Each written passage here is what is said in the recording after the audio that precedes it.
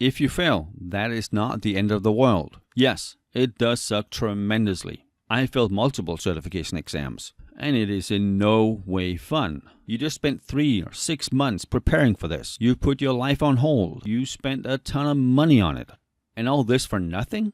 And really what you do next is going to determine how successful you are, not just the CISSP, but in life in general. My first ever IT certification, I failed. So did 3 of the other people I was studying with. We weren't ready. Of the 4 of us, 2 of them just said, well, it's probably too difficult, I'm not good enough, I'm not going to waste more time, and left it at that.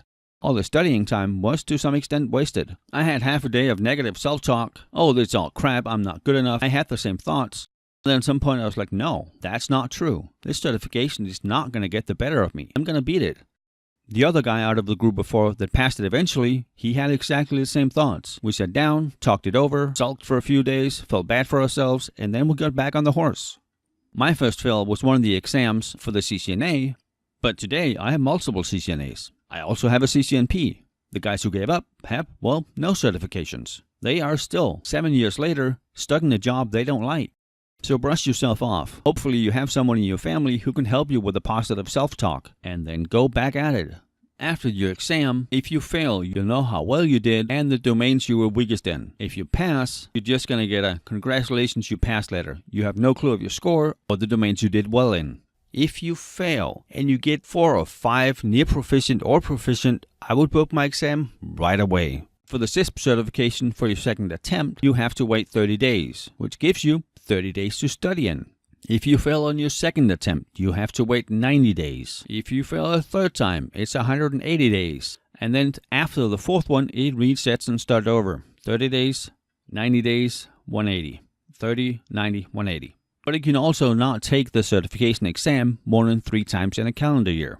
If you do not reschedule it, chances are you never will. I know people who failed the exam, took a 3-month break, and forgot most of the knowledge. They then either have to start completely over, or most of them just give up. Oh, I forgot it all again. At that point, your efforts are wasted. Whereas if you start over again, get right back up on the horse, you start studying on your weak areas. After you pass, no one will care you failed.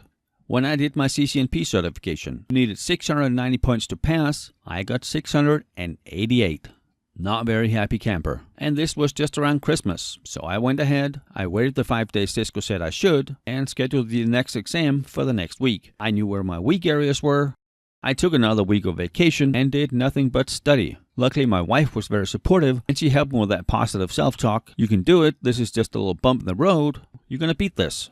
I felt very strong in my weak areas. You can see the percentage on the CCNP exam. So I went into the exam confident, and I failed again. Again, 688 points out of 690. That's less than 1 question wrong. But because the CCNP also has a large question pool, and they don't have weighted domains, the first time I got a ton of BGP questions. I studied that, I was really solid in BGP, and then I got none of them. I did it the same thing again. I was upset for half a day, and then I was even more determined. After the wait period was up, I took the certification again and passed with great scores. So really, failing means very little if you have the right attitude. If you understand, then you need to fail forward. Okay, I learned something. I now know how the exam works. I am better prepared for next time. And yes, the $699 is a bitter pill to swallow. But the 35% higher salary, or $110,000 a year, easily offsets that. If I look at my certification path, and the ones I've passed and the ones I've failed, I've actually failed 5 out of 20 certifications. Every single certification I've failed, I later passed. Whenever I'm at a job interview, or I'm applying for a new position,